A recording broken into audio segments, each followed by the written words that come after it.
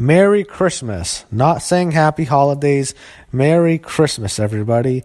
Monday Night Raw is on Christmas night tonight. This is the first ever time they've ever done a live show on Christmas night.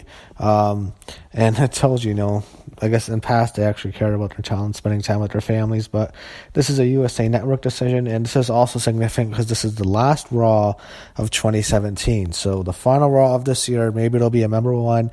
It's in Chicago, the best city for wrestling, in my opinion, in terms of crowds.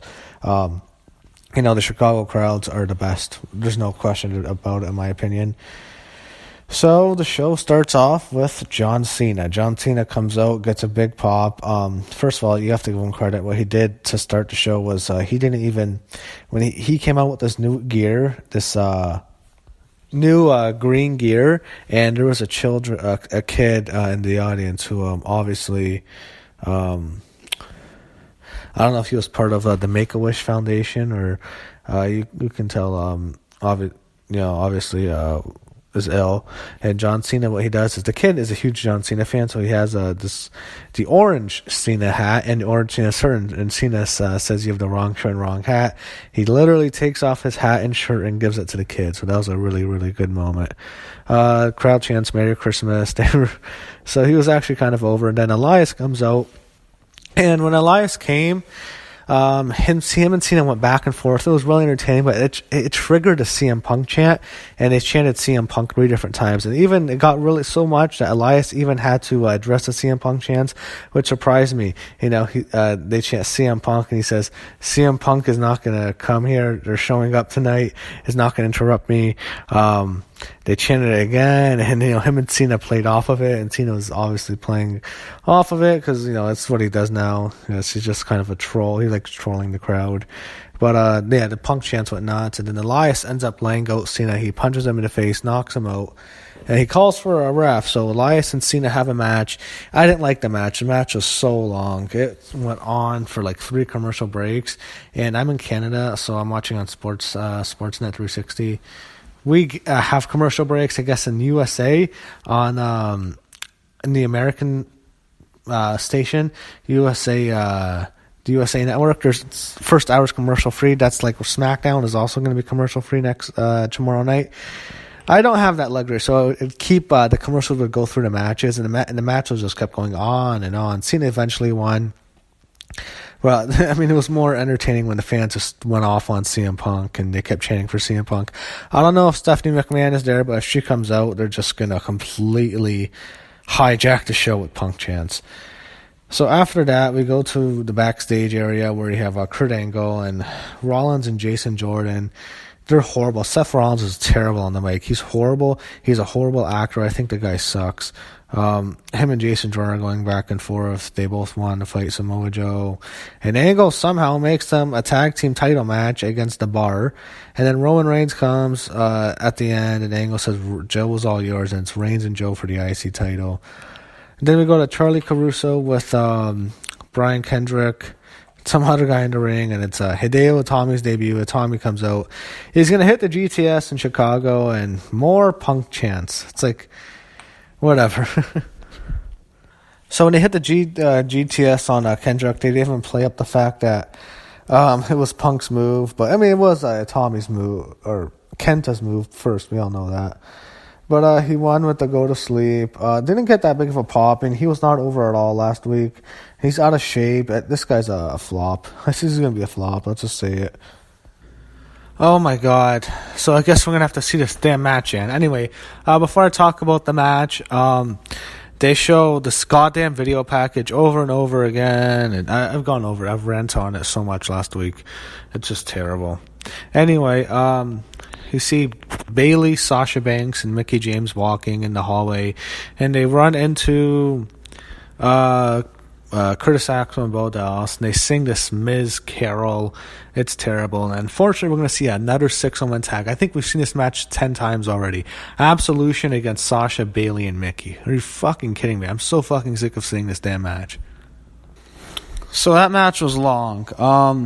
Absolution got the win in the end. How the match happened was Paige was very over, and so was Bayley, and Sasha was kind of over too. They beat up Sasha Banks for like 3/4 of the match, the three of them, and then it was kind of weird. Sasha made the hot tag to Bayley, and I figured Absolution for sure is winning because, if the good faces going, Sasha probably to win. So Bayley's in there to lose. Yeah, Bayley got the win. She got hot for a while. She got over again. You can kind of get like flashbacks to a couple years ago, but the ending was terrible. It was so botched. They had like Sasha and Mickey lay out the other Mandy and Sonya on the outside, and then they just like stood there for like 15 seconds while Paige pinned Bayley. I thought it was stupid. Anyway, I think Paige and Alexa the next match. And where the hell is Alexa Bliss? Is she at? They didn't even mention her. She's not even... Is that 30-day rule going to apply to her? Is she even relevant anymore? I don't know. Where the hell is Alexa Bliss? And she's just like a side character now. She don't even see her with the belt anymore. She just like comes out with all the other good girls to face Absolution in the last couple of weeks. You don't even see her with the belt. Is she even there anymore? She's not, doesn't even have any promos. Where the fuck is this girl? Anyway, now they go to Dean Ambrose getting beat up from last week, and now Renee Young's interviewing. So it was a kind of a cool segment. They had Renee Young interviewing Samoa Joe if he had remorse beating up Ambrose, and she kind of hinted at it, but they didn't even kind of go into the storyline. We all know Renee's married to Dean, and they just kind of they won't even acknowledge it. I don't know. I thought that was stupid. Kane's out to the ring. God, Finn's getting buried again. So Glenn, I'm not going to call him Kane anymore. I'm just going to call him Glenn because he doesn't even look like Kane. He's a fat 50-year-old guy who's running for mayor, and I'd probably vote for him if I lived in Tennessee. But he's running for mayor in a city in Tennessee. I find Glenn Jacobs to be interesting. I don't find the character of Kane to be any interesting at all in 2017 and going into 2018. I just wish this guy would go away. Anyway, Glenn beats Heath Slater.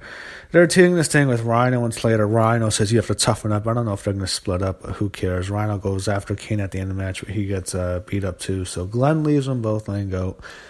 And then after that, we have the Kurt Hawkins comes out and he challenges someone. I just knew, I wonder who it's going to be. It's every single week it's Balor. For some stupid, meaningless challenge, every single week Balor comes and does something stupid, gets him win. That means nothing for him, and he just has no momentum. He's just lost in space right now. Anyway, Balor comes out. This show sucks right now. I'm not interested. I don't like Raw right now. I'm really not into this show at all. I was looking forward to it. It's Christmas, first ever Christmas show in Chicago. This is going to be a really good show. Blech. I am not into this at all. Balor gets a win. Just there's nothing with this guy right now. So Bray Wyatt, he's cutting a promo, and I'm actually kind of starting to enjoy it. He does that thing he did when he first came into WWE a few years ago when he blows the lantern out when he first debuted. I thought that was kind of cool, and he said, Chicago, we're here. That's what I think really helped him get over, one of the reasons. And all right, he comes out, and he gets attacked by Woken Matt, who's in his robe from, he's basically Broken Matt, beats him up, and then he just laughs for like 2 minutes straight, just does nothing but laughs. I don't know, I think this might not work. And then they do that broken glass breaks screen. I don't like the laughs. I just wish when he did the Broken Matt, he wasn't this over the top. If you know what I mean, it was a very over the top gimmick. It wasn't like this. So after that, they go backstage as their own Sheamus, and they're exchanging gifts of them with Rollins and Ambrose, and they make fun of them and Jason Jordan. I didn't care for it. One thing I noticed though. I forgot. Before I get to the Bray Wyatt stuff, there was actually a segment with backstage. You had the Miz Taraj. They were talking to Goldust. You can hear WWE production in the back. You can hear Kevin Dunn's voice in the back. It was hilarious. You can actually hear it, and you hear what they were saying. You can hear everything during it, and there was someone left her mic on or something. It was funny, and they had Dana Brooke. She was blacked with Apollo Crews and Titus O'Neil. She was part of the segment too with the Miz Taraj.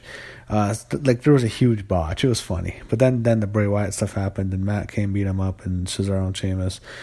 Now they're getting ready for a Miracle on 34th Street fight. So they did that stupid Halloween trick-or-treat street fight on Halloween SmackDown, and every single holiday they're going to do this stupid thing. So it's the Cruiserweights are in action, and this is going to be terrible.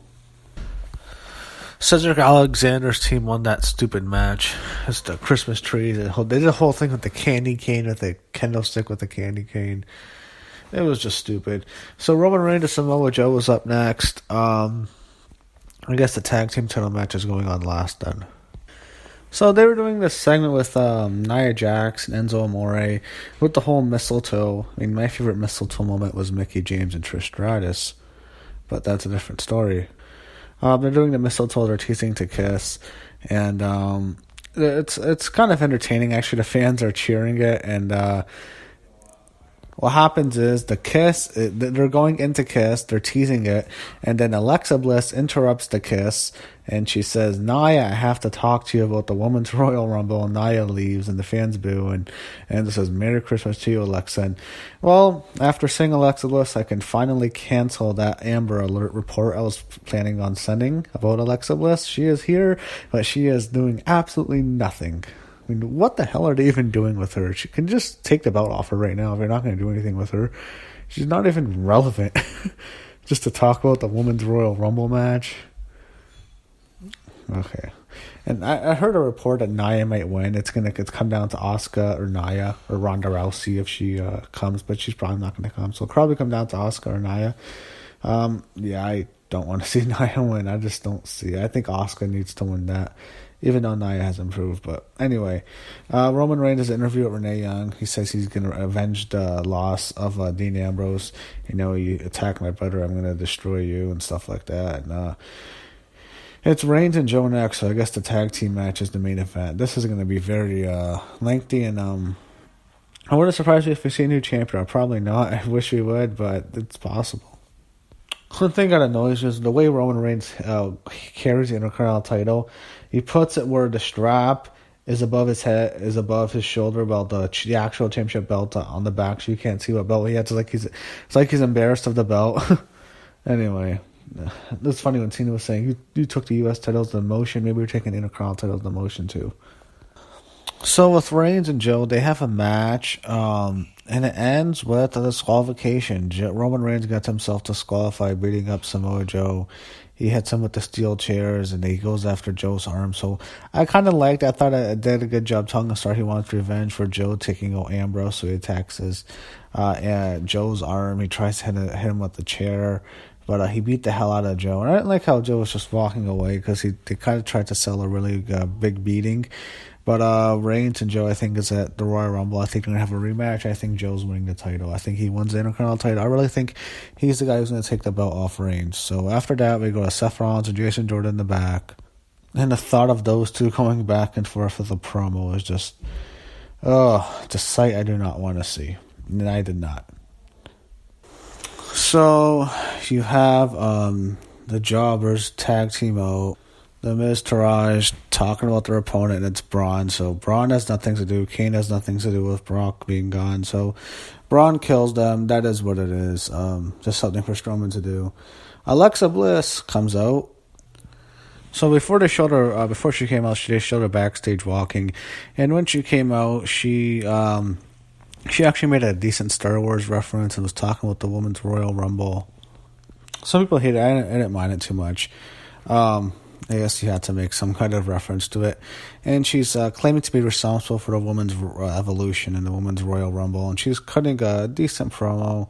And then Asuka comes out, and Asuka just looks at her very sexual, which I thought was kind of cool. Or kind of hot. And Alexa looks scared as fuck, oh my god. No. I'd say if Asuka, I don't know, I'd be a little bit fair. I don't think Alexa would have much of a chance. Asuka would do whatever she wants to her. And Alexa looks really scared. And they made her look really like a coward. And Asuka hits her with a big kick, lays her out, and announces she's going into the Royal Rumble. So nice, cool segment with Asuka. Definitely some of the best stuff they've done with Asuka. And now the main event's up next. Tag team title match. Rollins and Jason Jordan against The Bar. As I predicted, I was a bit worried this would happen. We have new tag team champions. Seth Rollins and Jason Jordan are going to be that odd couple tag team. We have new tag champs.